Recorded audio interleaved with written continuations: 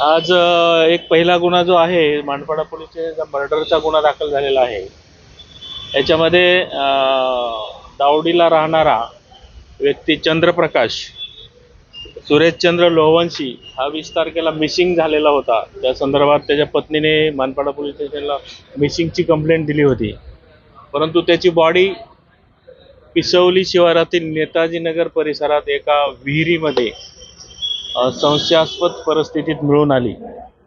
त्या बॉडीला साधारण 70 ते 80 किलो वजनाचा दगड वायर रोपनी बांधून बॉडीला बांधून ती बॉडी वरती येणार नाही फुगून या दृष्टिकोनातून पुरावा नष्ट करण्याच्या दृष्टीने आरोपींनी प्लॅन करून तो विहिरीमध्ये टाकलेला होता। परंतु 25 तारखेला सदर संदर्भात मानपाडा पोलीस स्टेशनला खुनाचा गुन्हा दाखल असून गुन्हा दाखल झाल्यानंतर senior P I Honmane, P I गुंड आणि त्यांची टीम, API आंधळे, FI फडोळ यांनी अतिशय 3-4 प्रकारच्या टीम तयार करून यातील आरोपित सुमित राजेश विश्वकर्मा आणि यातील मयत इस्माची पत्नी रीता चंद्रप्रकाश लोहवंशी या 2 आरोपींना ताब्यात घेऊन हा गुन्हा उघडकीस केलेला आहे।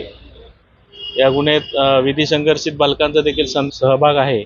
आरोपींना पोलीस कस्टडी घेतलेली असून सदर गुन्ह्याचा सविस्तर तपास सिनियर पी आय होनमाने हे स्वतः करत आहेत। सर का त्यांनी केलं होतं, का मर्डर केलं, कारण काय? यातील आरोपी चंद्रप्रकाश जो आहे, यातील आरोपी सुमित जो आहे, याने चंद्रप्रकाशचा मर्डर हा त्याच्या पत्नीशी असणाऱ्या प्रथमदर्शनी असं लक्षात प्रेम एकतर्फी प्रेमातून किंवा त्या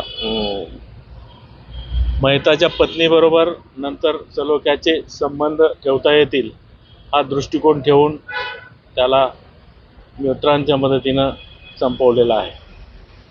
अतिशय क्रूरपणे हा मर्डर केलेला असून खड्यावर चाकूने डीप असा वार करून आणि पुरावा नष्ट करण्याच्या दृष्टीने फुल प्लॅन्ड गेल्या 3-4 महिन्यापासून कसा करायचा, काय करायचा असा हा फुल प्लॅन्ड मर्डर होता। परंतु मानपाडा पोलिसांनी हा मर्डर डिटेक्ट करण्यात यश आलेलं आहे। अतिशय चांगला आणि ताबडतोब या गुन्ह्याचा तपास करून आरोपींना अटक केलेली आहे। कोणार्क, अपना शहर अपनी बातें।